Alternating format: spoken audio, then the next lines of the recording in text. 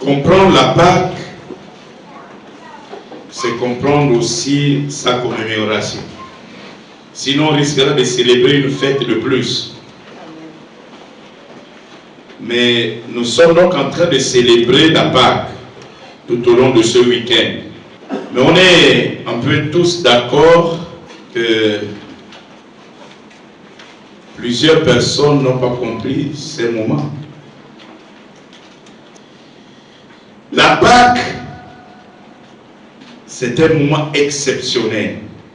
Dans la célébration de la Pâque, en fait, nous célébrons deux grands événements. Le premier événement que nous célébrons dans la Pâque, c'est la délivrance. Et le deuxième événement que nous célébrons dans la Pâque, c'est la victoire. C'est deux éléments différents que nous célébrons. La délivrance et la victoire. Et donc ce soir, nous allons parler de la première partie de la Pâque, la délivrance. La délivrance donc est liée à la mort de Jésus, tandis que la victoire est liée à la résurrection de Jésus. Mais on est quand même d'accord que personne ne peut parler de la délivrance s'il ne reconnaît pas être dans une prison. N'est-ce pas? Parce qu'il n'y a que celui qui est en prison qui sollicite la délivrance. Mais celui qui n'est pas en prison, ce n'est pas son affaire. On est d'accord? Mais lorsque je regarde certains d'entre nous avec les yeux spirituels, je crois que la plupart sont dans des prisons. Amen. Les prisons peuvent être déterminées selon notre manière de comprendre déjà la définition d'une prison. Il y a des gens qui sont dans des prisons morales, psychologiques. Il y a des gens qui sont même angoissés en ce moment.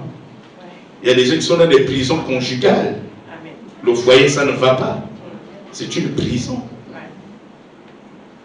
Les gens qui sont dans des prisons professionnelles. Il y a toutes ces prisons dans lesquelles les gens se trouvent. Mais la Pâque, quand quelqu'un n'a pas compris la Pâque, je crois que c'est même le début de toute vie chrétienne. Parce que la Pâque, c'est là où il y a le déclic. La Pâque, c'est là où tout commence. La Pâque, c'est là où Dieu fait un nouveau chemin. C'est ça la Pâque. Donc, dans la première partie de la Pâque, il y a la délivrance, qui est liée à la mort de Jésus. Donc, quand Jésus meurt, qu'on l'arrête pour le tuer, Jésus nous délivre. Quand Jésus revient à la vie, il nous transfère la victoire. Alléluia. Donc, dès ce soir, nous célébrons la première partie de la Pâque. Cette partie, c'est la Pâque, notre délivrance. C'est le thème de notre culte ce soir. Exode chapitre 12, versets 11 à 14, il est écrit: quand vous le mangerez, vous aurez vos reins sains, vos souliers aux pieds et votre bâton à la main, et vous le mangerez à la hâte. C'est la Pâque de l'Éternel. Cette nuit-là, je passerai dans le pays d'Égypte et je frapperai tous les premiers-nés du pays d'Égypte, depuis les hommes jusqu'aux animaux. Et j'exercerai des jugements contre tous les dieux de l'Égypte. Je suis l'Éternel. Le sang vous servira de signe sur les maisons où vous serez. Je verrai le sang et je passerai par-dessus vous. Et il n'y aura point de plaie qui vous détruise quand je frapperai le pays d'Égypte. Verset 14. Vous conserverez le souvenir de ce jour et vous le célébrerez par une fête en l'honneur de l'Éternel. Vous le célébrerez comme une loi perpétuelle pour vos descendants. Alléluia. Amen. Donc l'institution de la Pâque était déjà la préfiguration de la délivrance par la mort de Jésus-Christ. Ici, le texte que nous avons lu, c'est le peuple d'Israël qui se retrouve en Égypte en prison, en captivité. Oui, c'est une prison. Oui. Et donc, ils sont là-bas avec des travaux pénibles, avec toutes les difficultés. Et puis, le Seigneur décide de les libérer de cette difficulté. Alléluia. Amen. Et donc, le Seigneur dit de faire des holocaustes, donc de tuer les agneaux, et de mettre ce sang sur les linteaux de leurs portes. Parce que lui, il va passer la nuit et il va frapper tous ceux-là qui n'ont pas la marque. Amen. Et quand il va frapper, la suite, il va les libérer. Amen. Des mains de l'oppresseur. Alléluia. Amen. Donc, la première partie de la Pâque, voilà pourquoi la Pâque, c'est d'abord la délivrance et le transfert de la victoire. C'est ça la Pâque. Et quand on n'a pas compris la Pâque, on risque d'aller tous les jours à l'église sans comprendre. Et dans cette première partie de la Pâque, qu'on appelle la délivrance, il y a deux situations. La première situation, c'est le jugement de l'oppresseur. Donc, quand Dieu ne nous délivre pas comme ça, dans la délivrance, il y a deux choses, deux situations. Il va frapper celui qui nous tient en captivité, l'oppresseur. Vous êtes en train de me suivre? Amen. Et il va libérer la vie de ses enfants. Donc, comme je disais en introduction, la commémoration de la Pâque est un véritable point de départ pour la vie d'une personne. Ce n'est pas la fête où on mange les gâteaux. C'est la fête où on prend conscience de ce que nous sommes devenus. Amen. Alléluia. Amen. La première chose que Dieu fait avant de libérer l'oppressé, c'est juger l'oppresseur. C'est le premier point que nous cortiquons. Pour être délivré, il faut reconnaître d'abord sa prison. Mais ta vie ne tourne qu'à rond. Parce que tu n'as pas identifié toi-même ta prison. Amen. Tu n'as pas identifié toi-même tes oppresseurs. Amen. Et encore la dimension religieuse est venue. Tout le monde part à l'église. Il dit, oh, c'est le diacre. Mon père, c'est un diacre. C'est un ancien. C'est le bishop de l'église du village. C'est bien. Les amis. Pour être délivré, il faut reconnaître d'abord sa prison. Les Hébreux connaissaient qu'ils ne sont pas chez eux, qu'ils sont en prison, qu'il faut que Dieu puisse venir à leur aide. Mais tu ne reconnais pas ta prison. Tu vas être délivré comment? Oh les amis, je voudrais nous encourager ce soir que l'oppresseur finira par être jugé. Amen. Et de la plus belle manière. Amen. Il ne faut jamais prendre les armes pour t'attaquer à tes oppresseurs. La prière te suffit. Amen.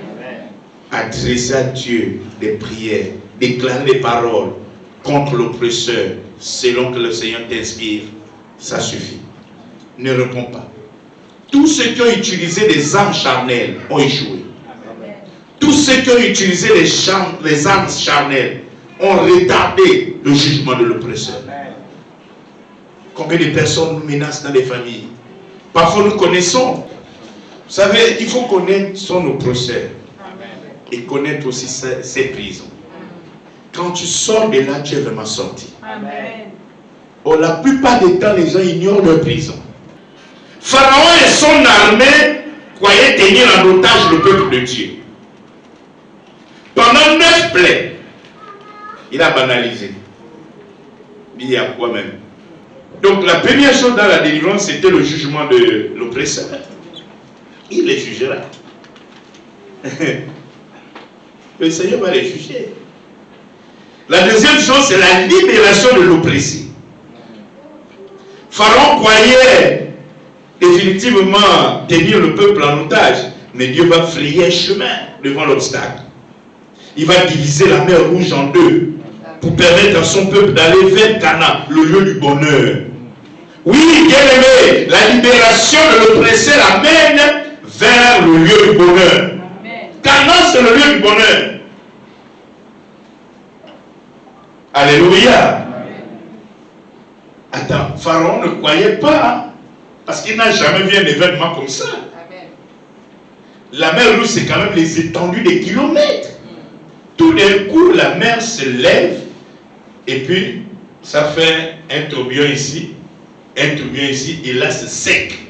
Les gars traversent. Et puis les Égyptiens les poursuivent. Dès que le dernier juif a touché l'autre côté la bave, Dieu a englouti. La libération de l'oppressé. Bien-aimé dans le Seigneur, on ne va pas continuer à te manipuler. Amen. Il y a toujours un temps. Amen. Il y a plusieurs personnes dans cette salle. Mais il y a toujours un jour où Dieu te revisite. C'est là où il libère l'oppressé. Il te libère de la prison. Il y en a tellement de prisons. Je t'informe ce soir que tu dois prendre conscience de ta libération de prison. Les prisons vont être totalement détruites. Mais tout ça, ça passe par ta prise de conscience. Il faut accepter que c'est ta Pâque, que l'oppresseur va être jugé, que tu vas être libéré des prisons, de la prison financière. Je connais plusieurs personnes qui sont venues ici, mais c'était difficile les finances. Mais le Seigneur les a libérés de la prison financière. Il libère toujours, quel que soit. C'était sont dans la prison de la maladie, mais c'est ta Pâque. Ce n'est pas le moment de dire Seigneur. La Pâque là, c'est pour les autres, bien c'est pour ceux que j'ai écouté seulement. C'est aussi pour moi. Je ne peux pas accepter cela. Je peux me priver de la bonne santé. La Pâque aussi, c'est ma délivrance. Sur le plan de la santé, sur le plan médical. Je dois être libéré aujourd'hui. C'est ma Pâque. Alléluia. La Pâque, la prison professionnelle. Beaucoup les bloquent. On les coince. Non, c'est ta délivrance. C'est ta délivrance. Peut-être le conseil des ministres aujourd'hui, c'est ton nom qui va sortir. Amen. Non, il faut être positif. Et il faut croire que c'est ta délivrance. Il faut croire que c'est ta délivrance. C'est aussi la délivrance de la prison conjugale. Parfois, c'est un petit yangla qui joue le jeu. Soit de ton côté ou de côté de la femme. Qui manipule, qui tire les ficelles. Qui vient vous visiter la nuit. Qui bloque votre lit. Qui vous prive des enfants. Un petit yangla, il a fait sa vie, il n'a rien gagné. Et c'est sur toi qu'il veut gagner. Mais tu règles les problèmes avec le Seigneur. Qu'il reparte. Non seulement c'est ta libération, mais c'est la libération de toute une famille. Amen. La dimension sentimentale doit nous quitter à un moment. Ça a privé beaucoup de gens du bonheur. Il y a des familles entières qui sont privées par un seul petit yangla. Parce qu'il fait la pêche. Il doit envoyer son serpent chez tout le monde. Et tu es là. Tu te plains. Ah, la douleur là est passée encore là. Mon ami, tu peux dire aujourd'hui que le serpent là part. Il va partir au nom de Jésus. Et l'oppresseur là doit partir. On n'a qu'à pleurer. Il a tout fait. Il a écouté déjà l'évangile. Il ne veut pas se repentir. Tu vas faire la magie. Donc tu vas te priver pour quelqu'un. Tu vas être en prison, tu vas accepter d'être en prison pour que l'oppresseur évolue. N'acceptons pas ça. Vous savez, il y a une chose souvent qui me touche. C'est qu'au ciel, il n'y aura pas de mariage. Amen. C'est ici que tu dois te marier. Il faut que tu te maries, quel que soit l'âge. Ça doit se passer.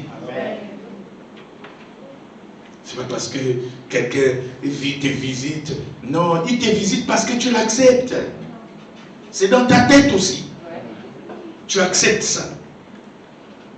Les petits yang là, ils viennent là. Beaucoup sont dans les prisons eux-mêmes comme ça. Il va encore se jeter, donner les informations à l'oppresseur. Il dit que j'ai mal dormi. Tu n'as pas bien tapé à la tête là. En fait, c'est ça. C'est ça la vérité. Alléluia. Amen. Je suis sûr que si nous identifions ces prisons, notre délivrance va être totale. Amen. Il y a tellement de petites prisons. Parfois des prisonniers. Vous voyez, quand tu te vois sans préoccuper, assieds-toi. C'est aussi une prison. C'est quoi? Le problème, c'est quoi? Ah non, je sens que... Non, ça m'embête un peu là, mon ami. C'est une prison, il faut sortir de là. Quand quelqu'un est préoccupé là, tu es là, ça c'est une prison. Il faut être calme. Un prisonnier n'est pas calme, un prisonnier est toujours angoissé. Mais quelqu'un qui est délivré, il est calme, il est posé. C'est comme les gens qui ont les dettes là, c'est une prison. Amen. Prison des dettes. Alléluia. Quelle que soit la taille de l'obstacle, Dieu finira par te sortir de cette prison. Amen. Et t'ouvrir un chemin de bonheur. Amen. La Pâque doit avoir un sens. Amen. Comprendre la puissance de notre délivrance. Oui, nous avons dit au départ que notre Pâque a deux éléments, deux événements. La délivrance et la victoire. Dans la délivrance, dans la première partie de la délivrance, on a le jugement de l'oppresseur et la libération de l'oppressé. Mais comment comprendre cela? Matthieu 27, versets 45, 50 et 50 à 52. C'est lorsque Jésus rend l'âme. Depuis la 6e heure jusqu'à la 9e heure, il y eut des ténèbres sur toute la surface de la terre. Verset 50. Jésus poussa de nouveau un grand cri et rendit l'esprit. Et voici le voile du temple se déchira en deux, depuis le haut jusqu'en bas. La terre trembla, les rochers se fendirent, les sépulcres s'ouvrirent et plusieurs corps des saints qui s'étaient morts ressuscitèrent. Alléluia. Amen. La Bible nous montre quoi dans ce texte? Il montre la dimension de notre délivrance. Jésus est en train de mourir à la croix. N'oublions pas que notre délivrance est liée à la mort de Jésus. Amen. Et pendant qu'il est en train de rendre le dernier soupir, la Bible dit pendant 3 heures, entre 12 heures et 15 heures, donc sur toute la surface de la terre, il va y avoir l'obscurité. La plus longue éclipse que le monde n'ait jamais connue. Tout était dans le noir. Et la Bible nous montre plus tard dans le livre d'Éphésiens qu'il était en train d'aller dans les profondeurs de la terre. Les rochers se fendent. Il va y avoir un tremblement de terre. Les morts qui étaient morts, les David, les Moïse vont sortir, vont même marcher dans Jérusalem. La Bible dit que le voile du temple va se déchirer. Parce qu'à l'époque du temple, il y avait des différentes parties. Il y avait un lieu très saint que tout le monde n'avait pas accès. Et le voile là va se déchirer pour dire désormais tout le monde a accès à Jésus. Amen. Donc vous voyez ce que Jésus a vécu pour nous donner la délivrance.